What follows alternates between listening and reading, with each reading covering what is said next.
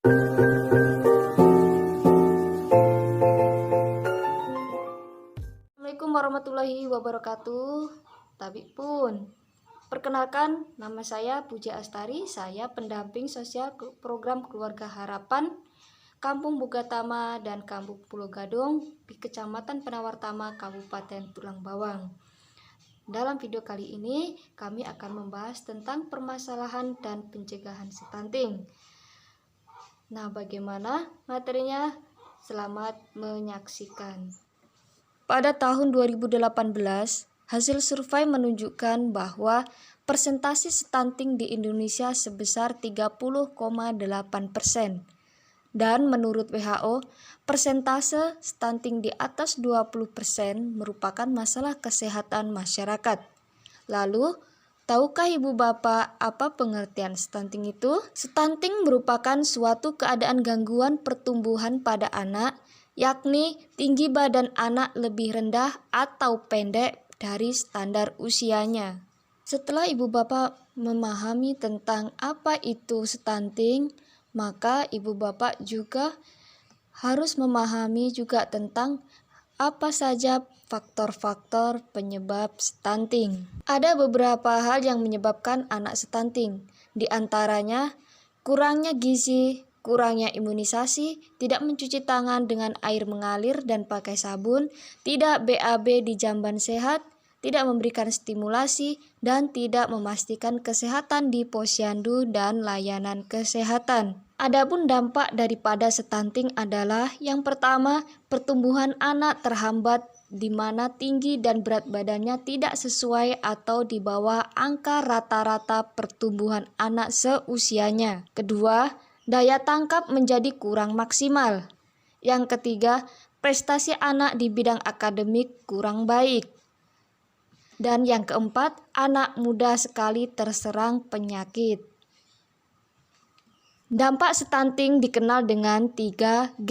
Apa sajakah 3G tersebut? Yakni gagal tumbuh, gagal kembang, dan gagal metabolisme. Gagal tumbuh merupakan suatu kondisi pada anak yang ditandai oleh kenaikan berat badannya yang tidak sesuai. Misalkan berat badannya yang tidak naik atau bahkan malah turun jika dibandingkan dengan pengukuran atau penimbangan berat badan sebelumnya berdasarkan grafik pertumbuhan. Dan gagal kembang merupakan kegagalan tumbuh kembang anak yang baru lahir sampai dengan usia 2 tahun, berkaitan dengan kondisi di mana anak mengalami keterlambatan atau tertahannya pertumbuhan fisik tubuh, sehingga perkembangannya seringkali dinilai tidak normal. Umumnya, kegagalan pada tumbuh kembang anak disebabkan oleh kebutuhan nutrisi dan stimulasi yang kurang memadai. Selanjutnya, gangguan metabolisme. Gangguan metabolisme adalah gangguan medis yang mempengaruhi produksi sel pada tubuh anak. Dapat diakibatkan karena infeksi, toksin, atau asupan makanan yang tidak sehat. Stunting tidak ada obatnya, karena stunting bukanlah penyakit yang bisa disembuhkan, melainkan hanya bisa dicegah. Pencegahan stunting dimulai dari keluarga. Perhatikan gizi anak sejak 1000 hari pertama kehidupan atau HPK, atau sejak bayi dalam janin hingga bayi berusia 2 tahun. Ibu hamil dan ibu menyusui harus mengonsumsi gizi yang seimbang. Ibu hamil minum TTD dan periksa kehamilan minimal 4 kali. Bayi baru lahir sampai usia 6 tahun harus dipantau pertumbuhannya dan perkembangannya di posyandu setiap bulan. Selain itu, ada pesan penting lain yang harus kita pahami tentang dukungan pencegahan dan penanganan stunting. Yaitu yang pertama, pemberian stimulasi pada janin dan bayi baru lahir sampai usia 6 bulan. Yang kedua, mengakses layanan masyarakat dan informasi yang tepat. Ketiga, cuci tangan pakai sabun dengan air bersih yang mengalir sesuai dengan protokol kesehatan.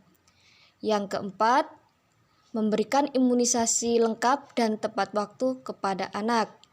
Dan yang kelima, buang air besar di jamban yang sehat.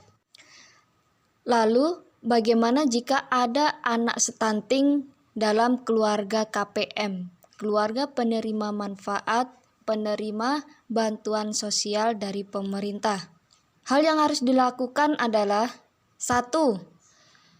Menginformasikan kepada SDM Kesos, petugas layanan kesehatan ataupun kader lain yang berperan di desa masing-masing. Yang kedua, memberikan gizi dan nutrisi yang baik. Yang ketiga, memberikan stimulasi pada anak. Dan yang keempat, tidak memberikan pelabelan dan mengolok-olok anak stunting. Yang terakhir, ingat selalu bahwa pencegahan stunting itu sangat penting. Dan kepada ibu bapak keluarga penerima manfaat bantuan sosial program BPNT, PKH, e-warung, dan lain-lain, semoga dapat mempergunakan bantuan sosialnya dengan bijak dan tepat guna. Demikian saya ucapkan terima kasih banyak, sampai jumpa di video selanjutnya.